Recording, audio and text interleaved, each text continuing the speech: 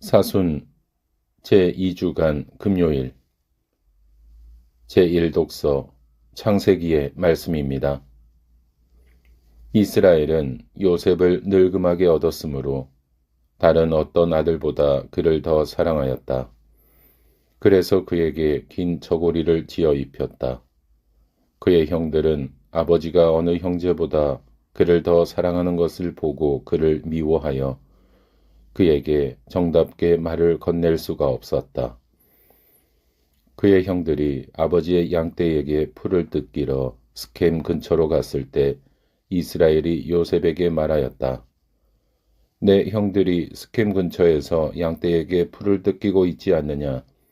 자, 내가 너를 형들에게 보내야겠다. 그래서 요셉은 형들을 뒤따라가 도탄에서 그들을 찾아냈다. 그런데 그의 형들은 멀리서 그를 알아보고 그가 자기들에게 가까이 오기 전에 그를 죽이려는 음모를 꾸몄다. 그들은 서로 말하였다. 저기 저 꿈쟁이가 오는구나. 자, 이제 저 녀석을 죽여서 아무 구덩이에나 던져넣고 사나운 짐승이 잡아먹었다고 이야기하자. 그리고 저 녀석의 꿈이 어떻게 되나 보자.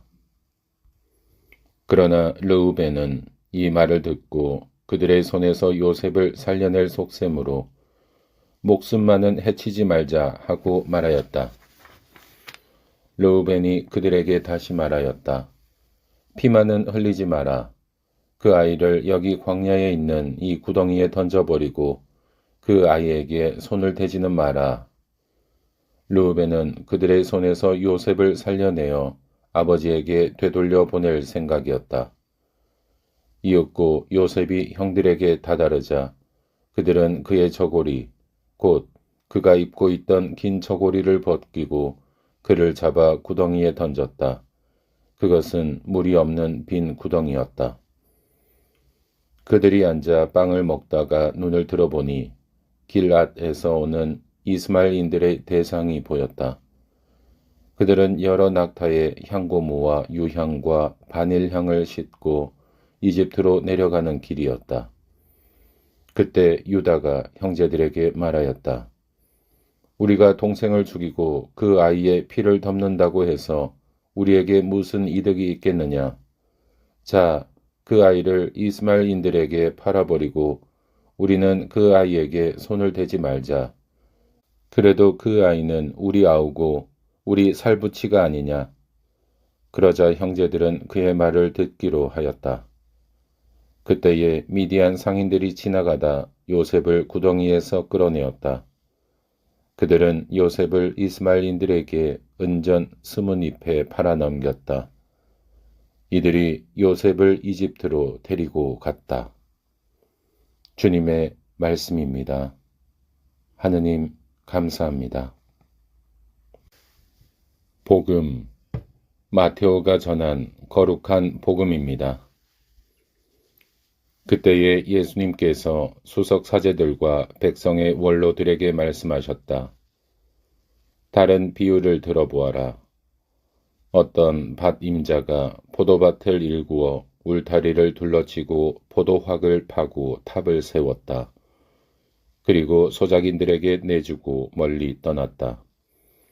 포도철이 가까워지자 그는 자기 몫의 소출을 받아오라고 소작인들에게 종들을 보냈다.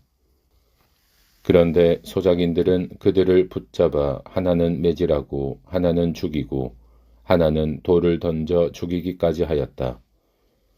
주인이 다시 처음보다 더 많은 종을 보냈지만 소작인들은 그들에게도 같은 짓을 하였다.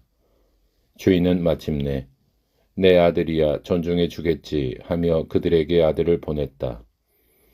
그러나 소작인들은 아들을 보자 저자가 상속자다. 자, 저자를 죽여버리고 우리가 그의 상속 재산을 차지하자 하고 저희끼리 말하면서 그를 붙잡아 포도밭 밖으로 던져 죽여버렸다. 그러니 포도밭 주인이 와서 그 소작인들을 어떻게 하겠느냐? 그렇게 악한 자들은 가차없이 없애버리고 제때에 소출을 바치는 다른 소작인들에게 포도밭을 내줄 것입니다. 하고 그들이 대답하자 예수님께서 그들에게 말씀하셨다. 너희는 성경에서 이 말씀을 읽어본 적이 없느냐? 집 짓는 이들이 내버린 돌, 그 돌이 모퉁이의 머릿돌이 되었네. 이는 주님께서 이루신 일, 우리 눈에 놀랍기만 하네. 그러므로 내가 너희에게 말한다. 하느님께서는 너희에게서 하느님의 나라를 빼앗아 그 소출을 내는 민족에게 주실 것이다. 수석사제들과 바리사인들은 이 비유들을 듣고서 자기들을 두고 하신 말씀인 것을 알아차리고 그분을 붙잡으려고 하였으나 군중이 두려웠다. 군중이 예수님을 예언자로 여겼기 때문이다. 주님의 말씀입니다. 그리스도님 찬미합니다. 오늘의 묵상. 미국의 기상학자인 에드워드 로렌즈는 자신의 연구에서 처음으로 나비 효과라는 용어를 사용하였습니다. 그는 브라질에 있는 나비 한 마리의 작은 날갯짓이 미국 텍사스에 거대한 폭풍을 일으킬 수 있다고 설명하며 조그마한 변화가 엄청난 결과로 이어질 수 있음을 보여주었습니다. 그 뒤 이 표현은 작은 선택이나 사소한 사건이 생각하지 못한 큰 결과를 불러오는 상황에 대한 비유로 널리 쓰입니다. 오늘 독서에서도 미리 생각하지 못한 결과를 맞이하는 사건을 만납니다. 요셉을 질투하던 형제들이 그를 죽이려고 할 때 르우벤은 목숨만은 해치지 말자라고 말하며 요셉을 구합니다. 그 선택이 요셉을 살렸고 훗날 흉년이 들었을 때 이집트에서 모든 가족의 생명을 구합니다. 르우벤의 한마디가 온 가족을 살리는 변화의 시작이 된 것입니다. 오늘 복음에서도 예상하지 못한 결과를 맞이하지만 상황은 반대입니다. 상속자를 죽이고 재산을 차지하려는 욕심에 사로잡힌 소작인들의 선택은 그들 자신을 멸망에 이르게 합니다. 우리의 선택도 마찬가지입니다. 어떤 선택은 생명을 살리고 어떤 선택은 상처와 멸망을 가져옵니다.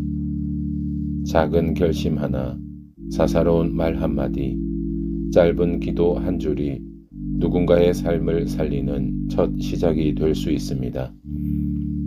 오늘 하루 우리의 따뜻한 날갯짓이 누군가에게 생명의 바람이 되기를 바랍니다. 아멘.